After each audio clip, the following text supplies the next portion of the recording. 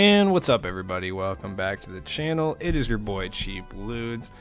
I apologize because I was going to stream today, and obviously I was going to go talk about the new packs, but as you can see on the screen here, we didn't get any new packs. So 2K's promise at the beginning of the year that we'd be getting new content every single Tuesday was, and I say this full-heartedly, just surprising that they would betray their player base.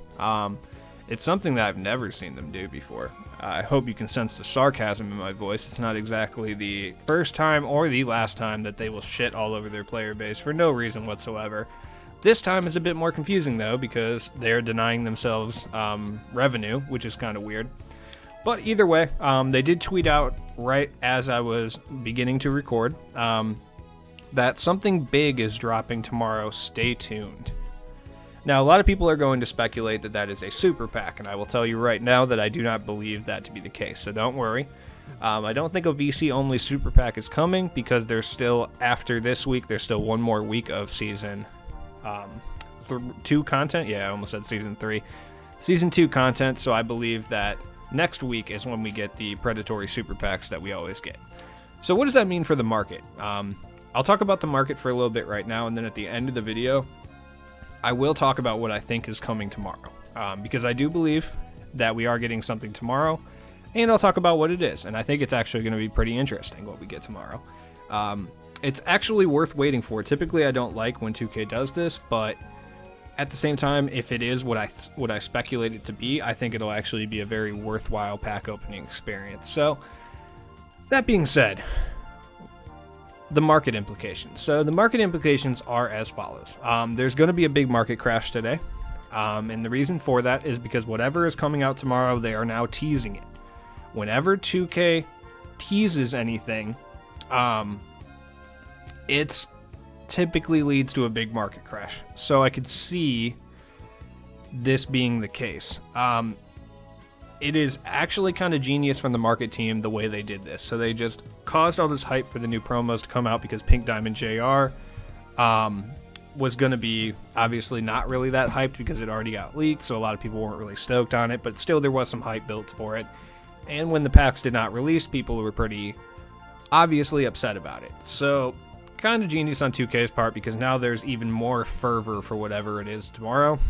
And I'll talk about what it is in a little bit, but yeah, so the market implications is they're going to be a big crash. Everyone's going to sell off their good cards, so you're going to see a lot of Zions, a lot of Montes, and stuff like that going up.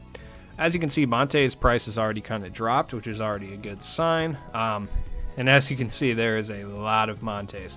There's also going to be a pretty decent pack spike. Something that I didn't mention before that I just found out, shout out to my man Wildmont Gaming, I didn't really know this was occurring at the time, so shout out to him for putting me onto this. There was a big 2K glitch in Next Gen, so that's why a lot of the cards dropped in value. That's crazy. Also, a lot of people got banned, so that's like a thing. I don't pay attention to a lot of that stuff, just because VC glitches, pretty much, even when they do work, inevitably lead to you getting your account banned, and then I couldn't make YouTube videos. So, I think that we get a lot of cards put up on auction, which causes a lot of their values to tank. As you can see, Stockton is still going for around 100k. Wouldn't at all be surprised to see some going for 100k buy it now today.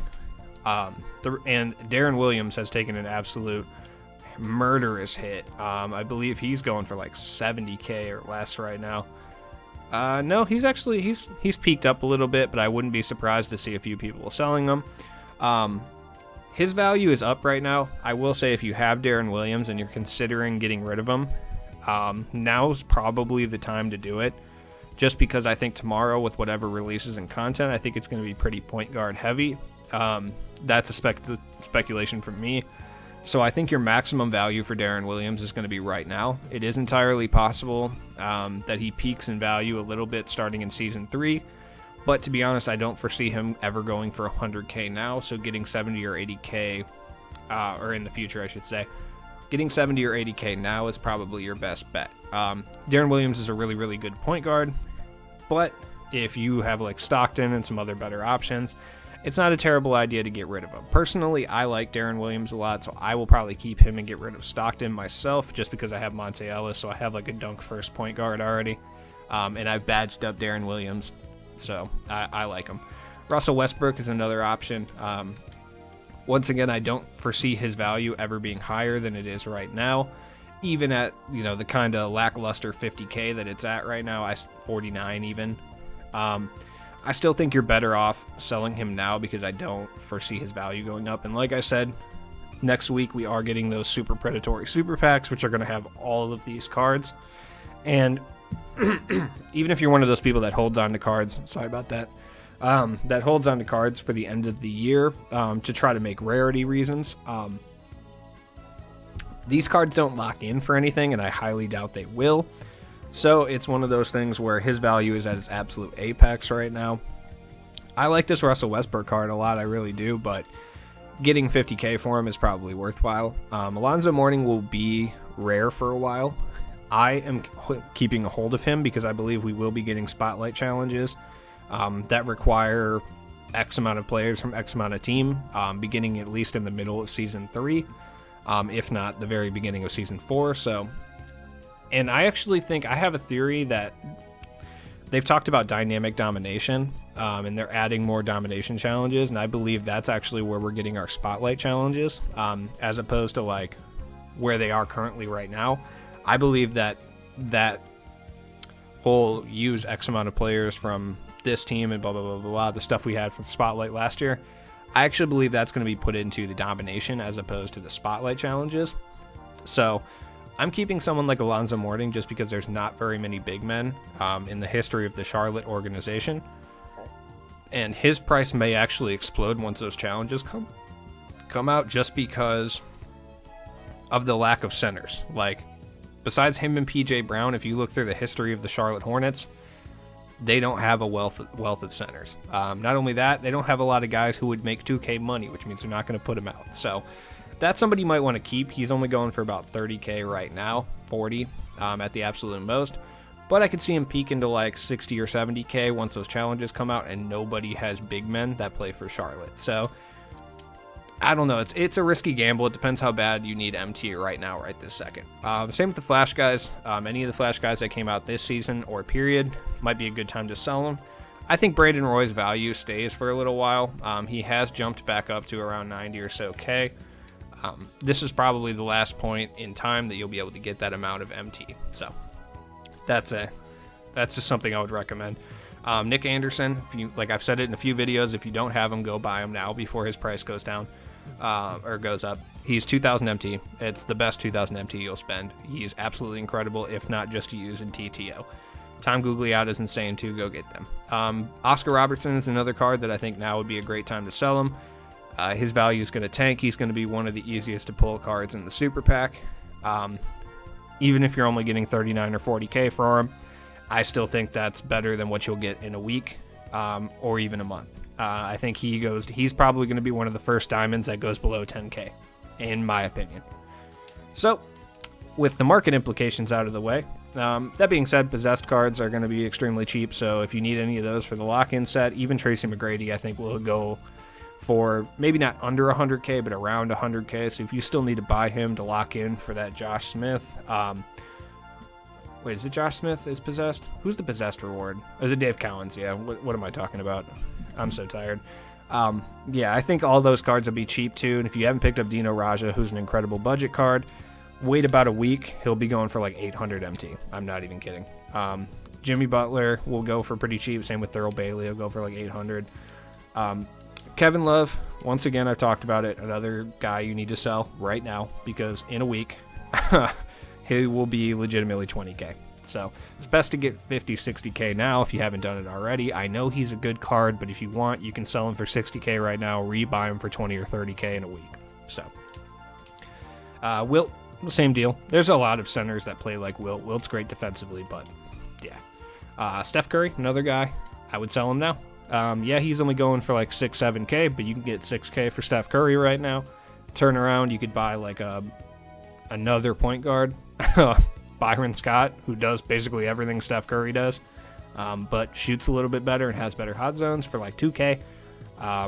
make a 4K profit, and if you really like Steph Curry, go buy him when he's 1,000 MT in a week.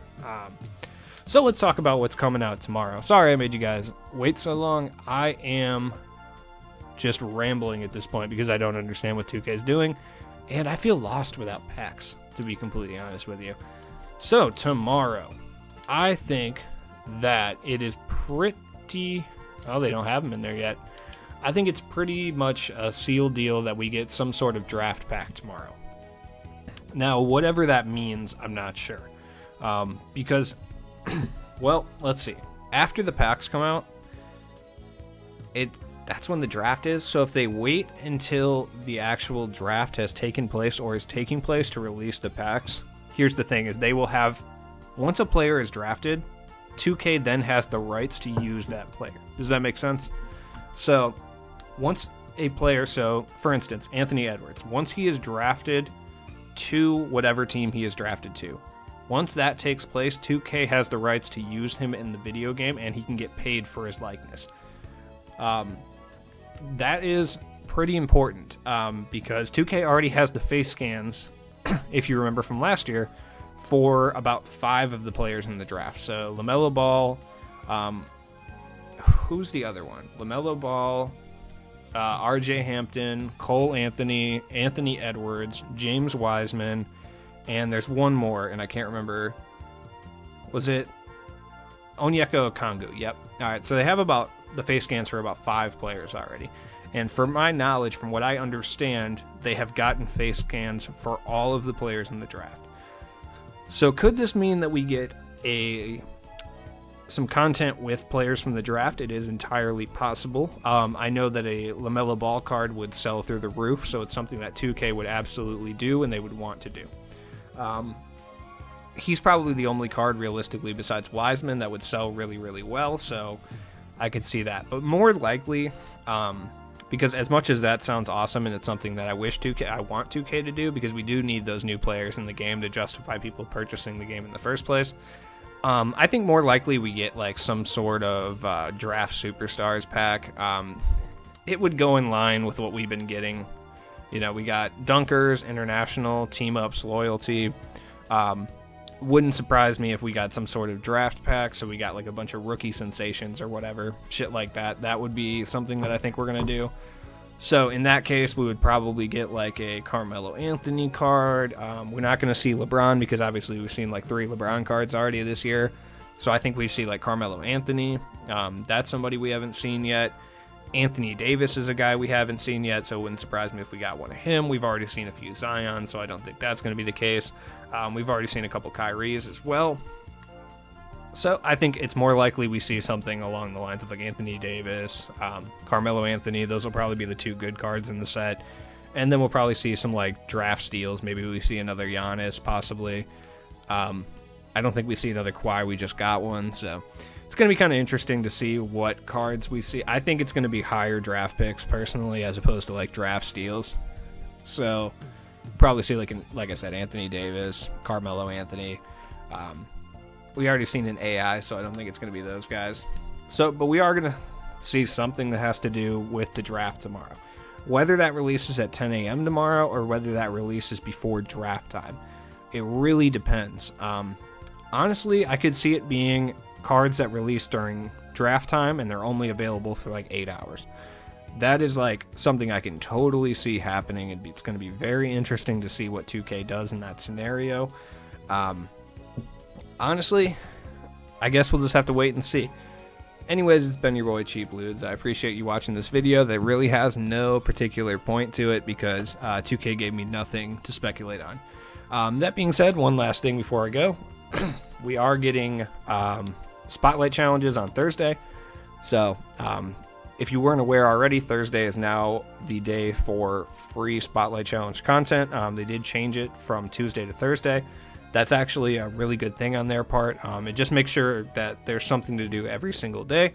Also, we didn't get any new challenges today, which is kind of a bummer, but we did get 3 new daily challenges, so go ahead and check those out.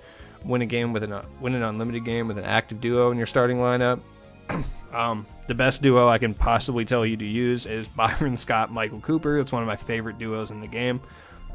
It's just 2 cards that are extremely usable. So that's what I would recommend doing.